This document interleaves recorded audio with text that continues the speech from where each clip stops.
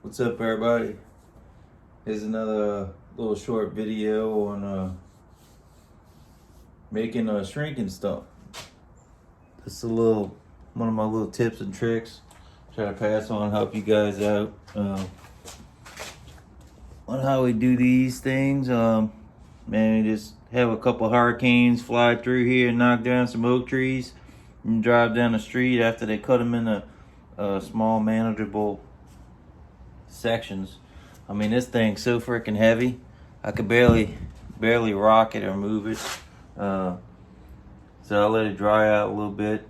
And being I don't have any trees in my property, I had a little electric chainsaw lying around.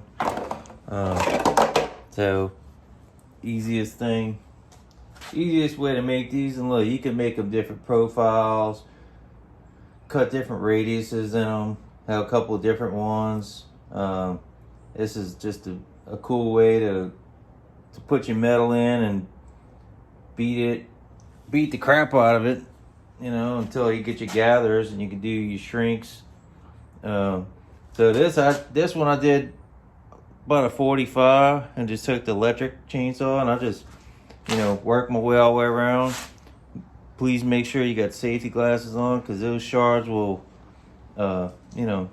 be in your eyes and cause possible harm and injury and damage. So I just want to show how I made this one. And I put a little 90 right here, because sometimes it's nice when you got a little piece and you just want to put a little soft bend in it.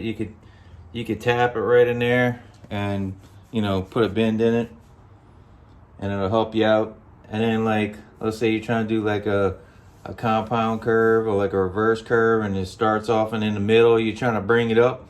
You could put the metal on here, and you could work your way around it with your hammer, and it'll bring that metal up, and you can shrink in the middle of like if you had a bowl, let's say,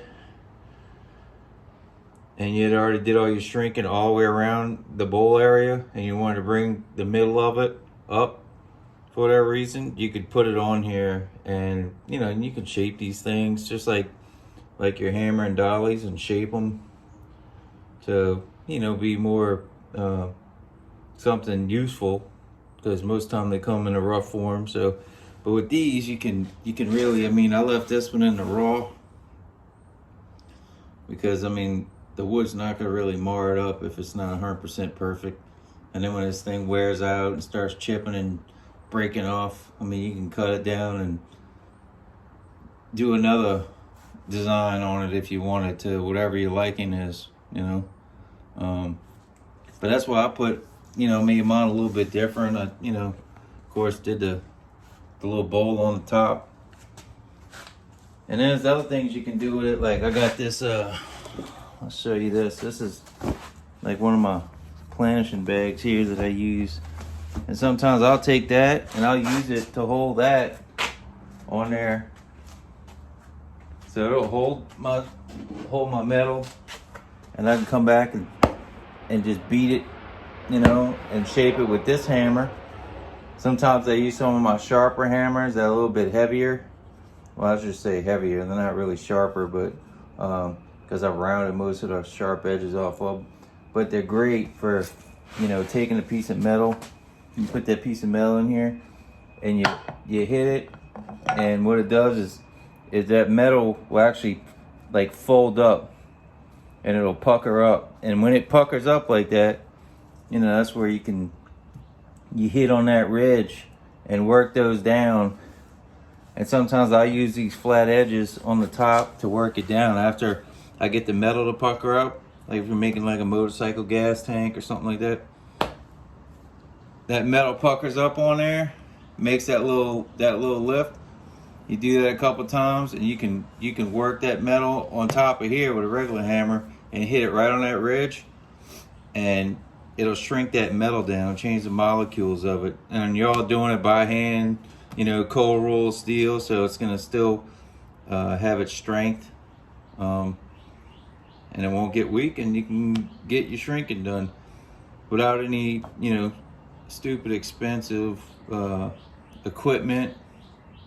Save you a lot of money. Not everybody can afford, you know, thumbnail dies and a pole max to do all that stuff with. So this is, you know, something easy, cheap, and it's still a little bit of work because you got to do everything by hand, but you can control it, you know, a lot better. Yeah, it might take a little tad longer, but look, that's the way to go if you're looking to save some money with your in-home garage with the shrinking stump.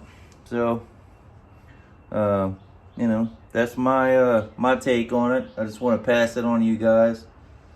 So if you're in the Hurricane Alley, Louisiana, Mississippi, Florida, anywhere around there, Texas, I'm sure you can find some stumps lying around.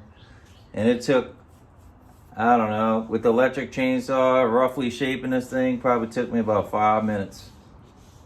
You know, just don't, you know, hurt yourself trying to lift that up by yourself. Ask for help, because I got enough back problems from picking up truck beds and everything else over the years. So just wanted to pass it on to you guys. So stay safe, stay tuned, leave some comments in the section below, hit the like button, and subscribe if it's something interesting for you to if you like what I'm, you know, posting or whatever. Try to help you guys out. Well, that's it for today. Have a good one. Stay tuned. Peace.